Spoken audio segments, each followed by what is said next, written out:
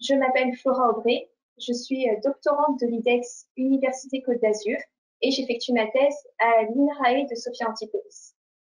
Marion Touchard, écologue au sein de l'entreprise Séché Environnement.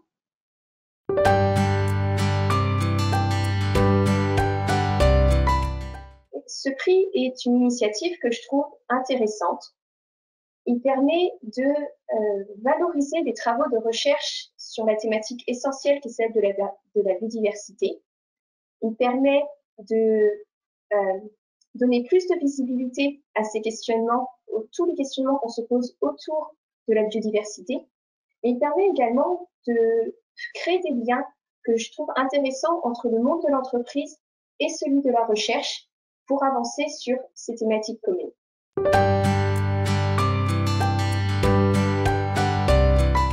Alors, tout simplement, le groupe Séché préserve en fait l'environnement au travers d'actions d'économie circulaire, mais également d'actions de valorisation du déchet.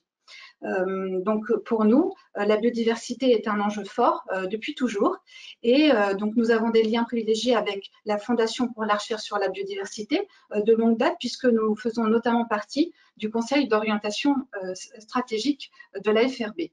Alors pourquoi le prix jeune chercheur? Parce qu'en fait pour nous c'est très important eh bien, de participer à cette connaissance en fait de la biodiversité et de soutenir en fait les jeunes chercheurs qui sont pour nous les espoirs pour demain.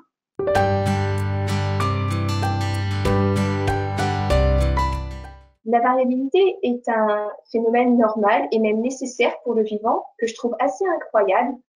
Tout est en constant ajustement pour essayer de trouver le meilleur équilibre possible.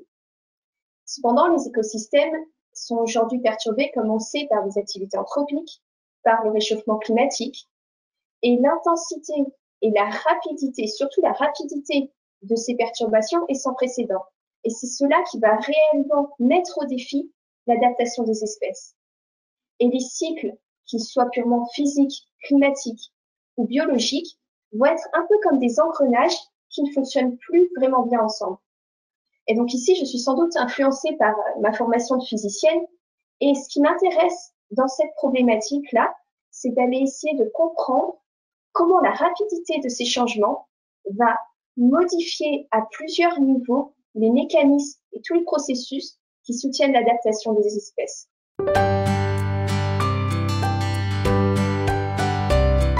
Il est important de mieux connaître en fait ce fonctionnement des écosystèmes et l'impact que l'homme peut avoir sur ces écosystèmes. D'autant que nos métiers nous amènent à régénérer en fait des milieux. Donc pour nous, c'était important de pouvoir avoir plus de connaissances sur ce sujet.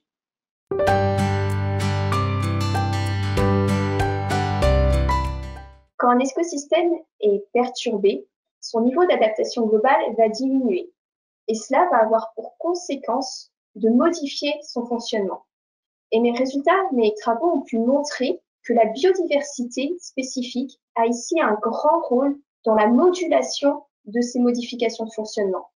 Et en particulier, avec des approches de simulation et théoriques, j'ai pu montrer que en général, dans la plupart des cas, plus grande est la diversité et moins important est l'impact.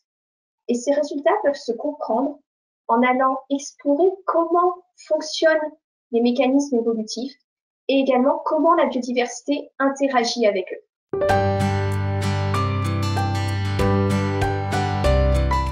Le sujet en fait de Flora Aubry est pour nous importante parce que ça va nous permettre de trouver des leviers d'action en fait sur les éléments que l'on met déjà en place. Pour exemple, en fait, nous, on part du bon sens, c'est-à-dire qu'on va plutôt privilégier la diversité d'espèces, la diversité de milieux. Donc, pour nous, la diversité, c'est un gage de résilience.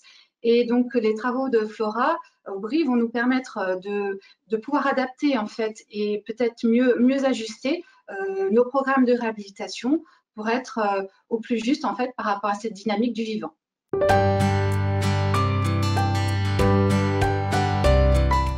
Mes travaux vont dans le sens de rendre plus précise l'interprétation que l'on peut avoir de ce que l'on observe dans la nature. Par exemple, si on prend un écosystème qui est perturbé à un instant donné et que l'on s'intéresse à la façon qu'il a de se reconstituer, et si on s'intéresse particulièrement à comment son fonctionnement change au cours du temps. Ici, mes travaux vont souligner que les différences dans les amplitudes de variation de ce fonctionnement, les différences que l'on va pouvoir voir entre différents écosystèmes, va pouvoir s'interpréter en très grande partie avec la diversité spécifique de chacun des écosystèmes.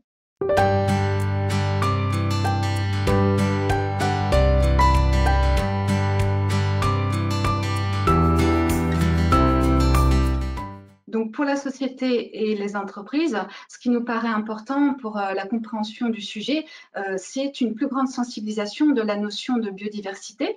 Et puis, la recherche est très importante, bien sûr, pour améliorer ses connaissances. Et l'entreprise a un rôle aussi majeur à jouer dans le sens où elle peut être vecteur d'action, mais également vecteur de pédagogie et de sensibilisation.